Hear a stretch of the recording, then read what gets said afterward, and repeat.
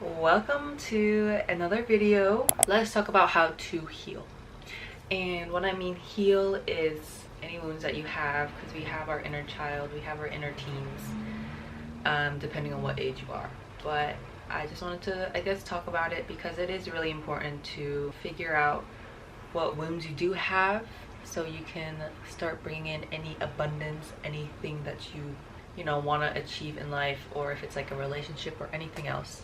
You should be ready inside. Have that self-love before you go out and try to find it and give it to other people.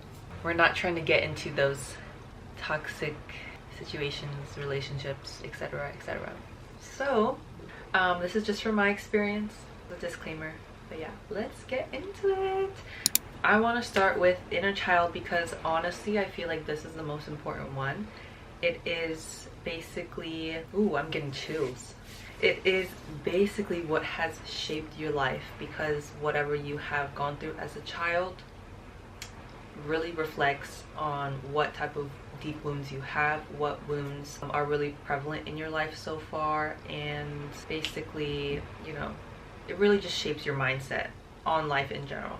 So it is very crucial to heal, and I feel like once you do heal yourself and you do cater towards your inner child every now and then, it really helps you fall in love with yourself. Oh, I'm gonna sneeze. No, oh, that bothers me. I can't sneeze. Okay, I don't know, I'm focusing too much on it. Okay. Methods that I thought were pretty helpful, but I know everyone's situation is completely different, so I really want you to learn like how you deal with your emotions, because that is one thing that you really should know about yourself. Because even like, of course you can't really change that, but it's good to be self-aware so you know how to deal with some emotions. A lot of people bottle them up. Other people like to take it out on others. As for me, as an air moon, I like to intellectualize, or like, you know, think about them a lot. So it's like I think I'm feeling a specific emotion, but it's like then I try to like decide why I'm feeling a certain way, what the emotion is, and stuff like that. So it is something that you can unlearn if you want to. It is going to take some time though, and the thing is you will have to try to be self-aware, and that's like the whole premise of healing. You have to be self-aware of specific problems that you want to fix, specific approaches that you don't want to use anymore. Make sure you know how you typically or subconsciously identify your emotions and how you tend to express them. I found that for expressing emotions, it is kind of difficult to have a person there. If you do have someone that is like your safe haven, you love to share your emotions with them, like minus my mom, you can go ahead and do that. But I do, like, you guys should consider doing journaling. I recommend this to literally everybody, because I don't know, at one point you're gonna get into the flow of it and suddenly you're gonna be writing things down that you are not really consciously thinking about, and then once you read it back you're like, oh shoot, this is why I'm angry, or oh shoot, this is the actual reason of why I feel this way, you know? So I 100% recommend it, and it's also very therapeutic and interesting to look back on if you want to look back.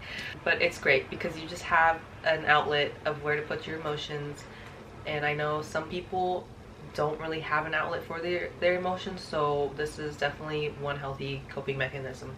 And if you do start journaling, I do recommend looking up some shadow work prompts. It's called shadow work because the shadow is basically like the negative traits, the negative attributes that you have as a person, and you're supposed to basically welcome it and learn from it, and, you know, learn more about yourself. So I do recommend it. There are a lot of examples out there, but you could always write about, you know, what are you hiding from, like what are you ashamed about, specific things related to fear, any traumas that you don't really like to address, stuff like that. That's what basically shadow work is about.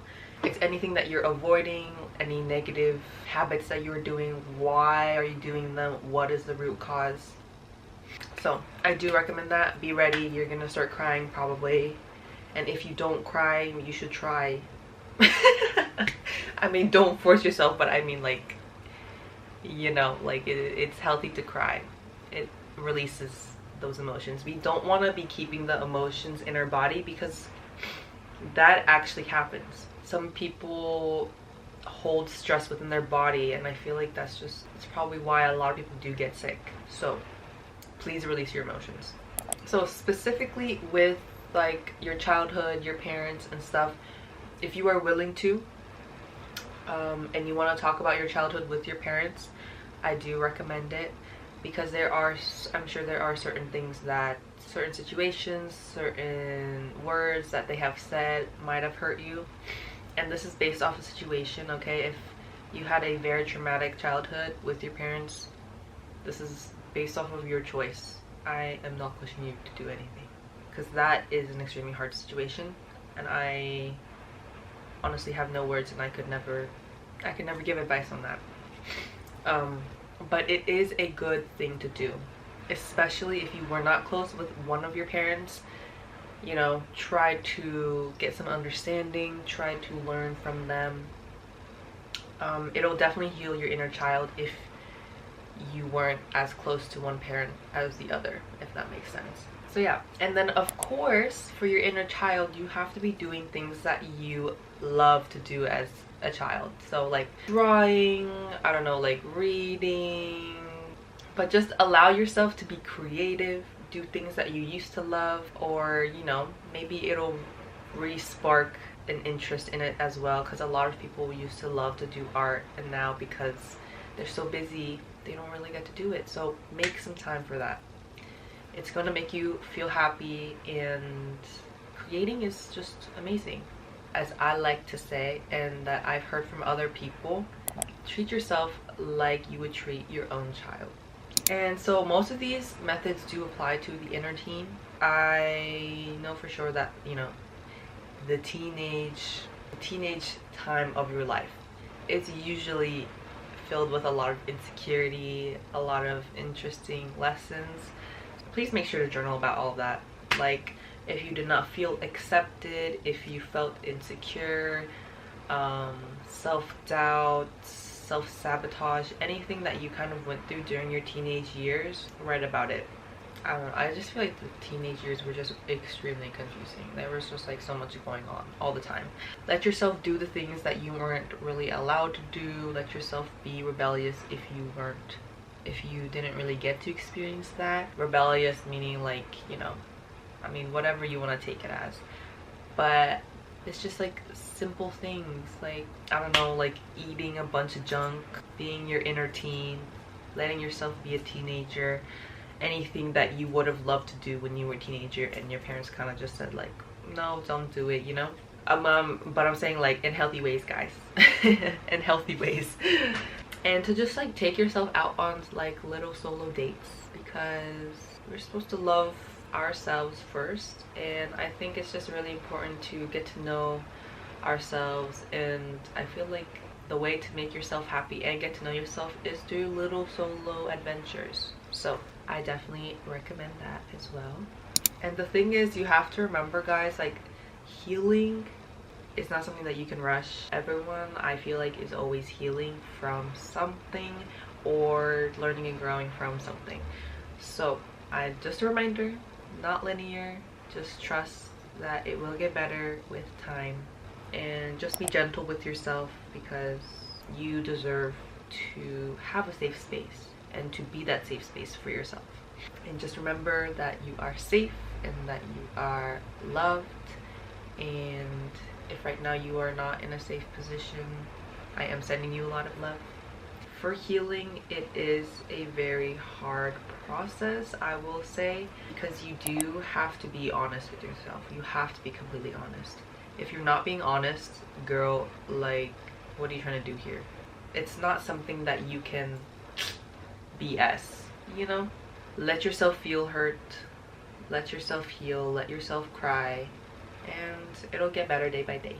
that is basically what I wanted to talk about. The inner child and the inner teen are kind of similar, but just make sure that, you know, both sides feel loved. Because honestly, I feel like right now I've been getting more into my inner teen, you know, because I've been going out and stuff. So I just wanted to make that video because it's just important to take care of ourselves and to love.